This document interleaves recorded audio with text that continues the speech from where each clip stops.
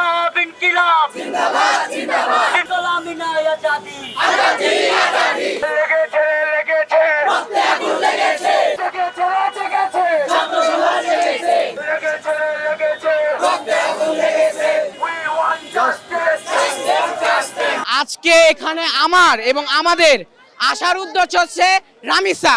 আজকেও আমার বোন, আপনার মেয়ে, আপনার যেই হোক, আজকেও মারা গিয়েছে।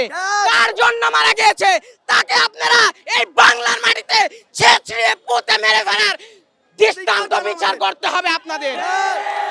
আপনাদের বিচার করতে হবে যে আসিয়া আমার বোন, আমার মেয়ে, যারই মেয়ে হোক, বিচার করতে হবে।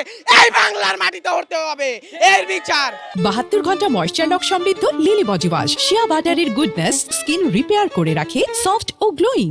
আমাদের দেশে আসিয়া থেকে রামিসা পর্যন্ত, রামিসার পরও আরো 2-3টা ধর্ষণের নিউজ আমরা পেয়েছি, তাই না? আমরা সবাই এটা অবগত।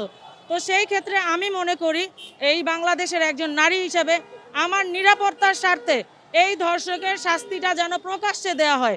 সেটা যদি আইনের বাইরে গিয়ে হয় তাও যেন দেয়া হয়, কারণ আইনও সংশোধন করা যায়। তো যেই দেশে আমাদের মা বোনদের কোনো বাচ্চাদের, একটা 3 বছরের বাচ্চাকে কি আপনি পোশাকের দোহাই দিবেন? একটা 3 বছরের বাচ্চাকে কেন ধর্ষণ করা হবে? তার দিকে কেন কুদৃষ্টি যাবে?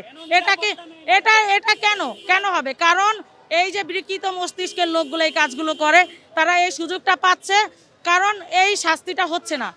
আমরা এখন পর্যন্ত ধর্ষকের দৃশ্যমান কোনো শাস্তি পাইনি, দেখি নাই। 2-1 মাস পর ধর্ষক জামিন পেয়ে যায়। এইরকম একটা বাচ্চা মেয়েকে এইভাবে গলা কেটে, হাত কেটে, মানে কি বিভৎস!